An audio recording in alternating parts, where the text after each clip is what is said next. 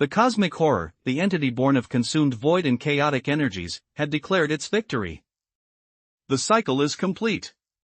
Now, we are one, it had roared, a sound that ripped through the fabric of existence.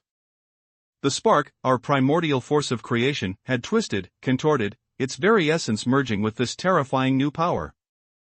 It was a metamorphosis of unspeakable dread, a horrifying union that threatened to unmake all that is. And then, silence. The void shard, the harbinger of destruction, had struck a distant planet, leaving only an echoing void where life once bloomed. But in the suffocating quiet, a flicker. A single, pulsing void shard, identical to the one that had drifted away, detached itself from the wreckage. It accelerated, not towards some distant, unknown galaxy, but directly towards us. Towards the viewer. Its voice, a chilling whisper that burrowed into the very soul, proclaimed, "Soon, we will all be reunited." This is not a story confined to the stars anymore. This is a threat that has breached the veil. The spark's very being, now intertwined with the entity, is a weapon aimed at our reality. The forgotten realm, its origin, is lost.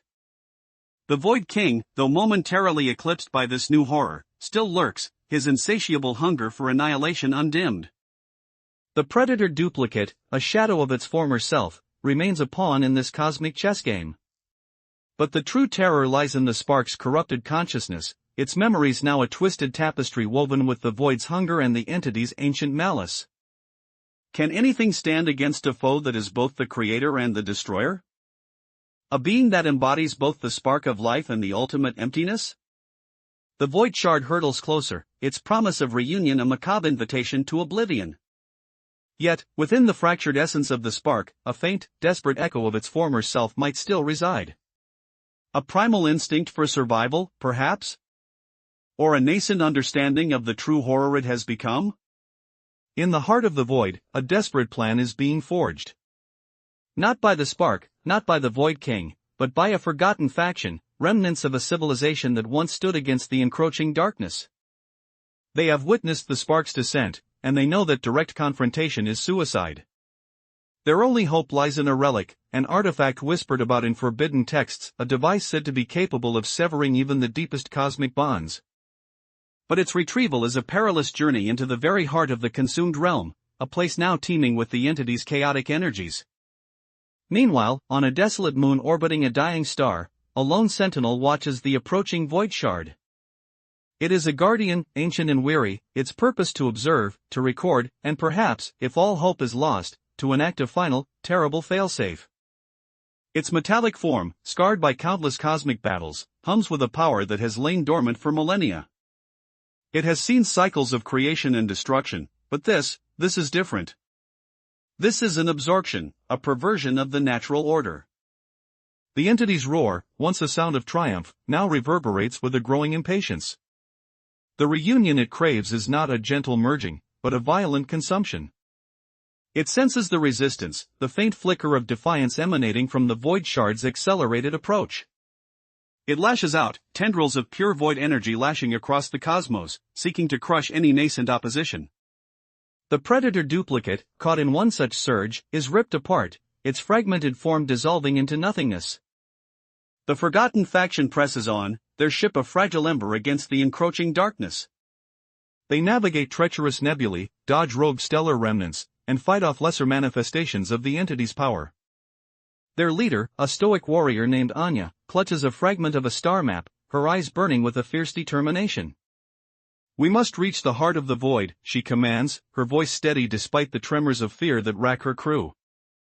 "This is our last chance to sever the connection before it's too late."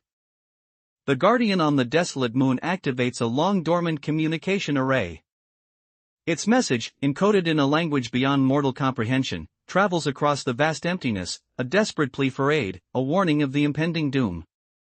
It speaks of a key that can unlock the entity's prison, a key that lies hidden within the forgotten realm itself, guarded by the very chaos the spark now embodies. As the void shard closes in, its promise of reunion becoming a deafening roar, a single, desperate act of defiance erupts from the approaching relic. Not an attack, but a focused emission of pure, uncorrupted light, the last vestiges of the spark's original essence, amplified by the artifact. It strikes the void shard, not to destroy it, but to momentarily disrupt its trajectory, to create a brief window of opportunity. The shard wobbles, its path deviating just enough to miss Earth, but instead of dissipating, it veers towards a colossal, derelict space station, a relic of a long-vanished empire, its hull scarred and broken, floating in the inky blackness.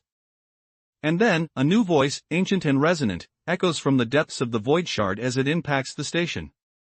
It is not the entity's triumphant roar, nor the spark's corrupted whisper. It is a voice of pure, unadulterated despair, a plea for release. They trapped me here, for eons. It gasps, followed by a guttural scream of agony as the void shard breaches the station's hull. The station groans, its ancient system sparking to life, not with energy, but with a chilling, malevolent intelligence. Lights flicker on, revealing rows upon rows of dormant, stasis-like pods. And from one of these pods, a single, glowing eye snaps open, its pupil a swirling vortex of void energy. The void shard hasn't just struck a derelict station, it has awakened something far, far worse. This wasn't just a shard of corrupted life. This was a prison. And the spark's horrifying transformation, its reunion, was merely the key that unlocked its cage.